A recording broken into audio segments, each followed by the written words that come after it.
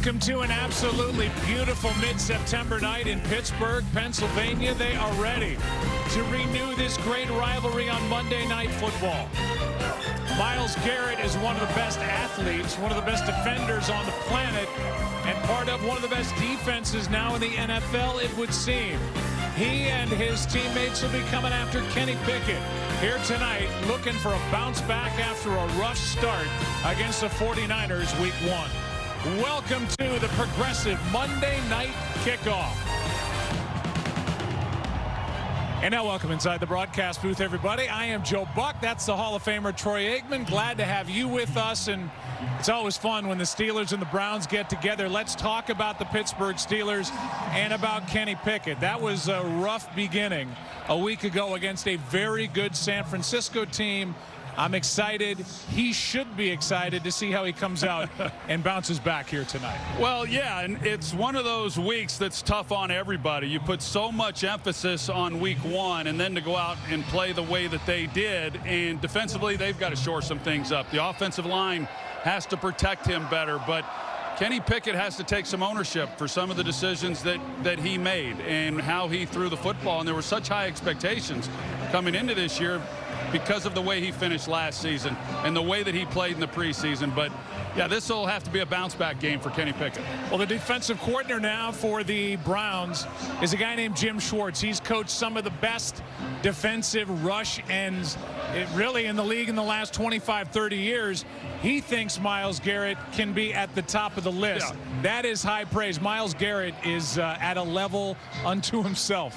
Well, he's the focal point every time an offense prepares for the Cleveland Browns. And now this year, you combine Myles Garrett with Zadarius Smith, and then they shored up the interior of that defensive front.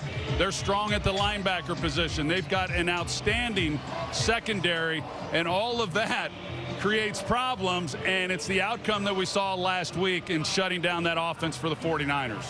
Deshaun Watson was suspended for the first 11 games last year, came back for the final 6. Had basically been out for 2 years, and maybe evaluating his skill level at that point isn't fair looking ahead now to 2023.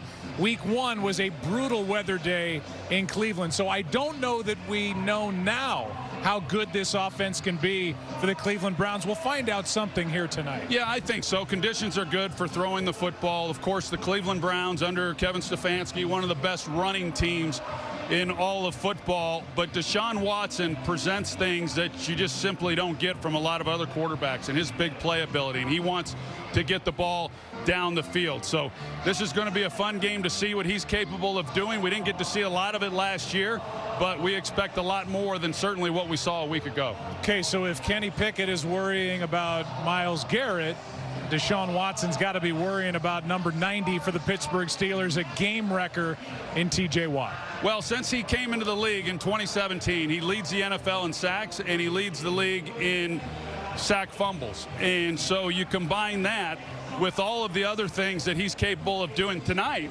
The big challenge is that he's going up against a rookie in Dawand Jones, making his first NFL start at right tackle. And you can only imagine how excited T.J. Watt is for this one. Ask Mike Tomlin what kind of a night Dawand Jones was in for facing T.J. Watt. Mike Tomlin said he's going to get an awful lot of help. He better. Watt's coming after him. Take a break, come back to Pittsburgh after this. Make it up in your mind today. That's the only win today. They got him! You want to talk about an apex predator getting the job done. This is Monday Night